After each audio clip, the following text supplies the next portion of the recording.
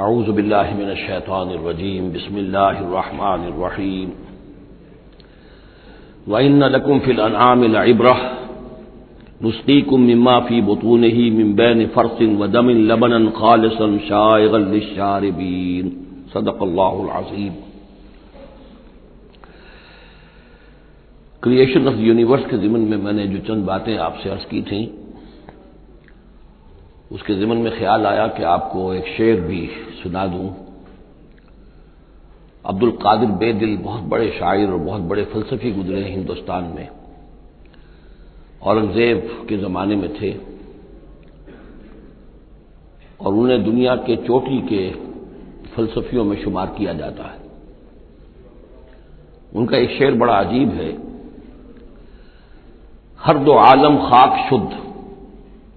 تا بست نقش آدمی،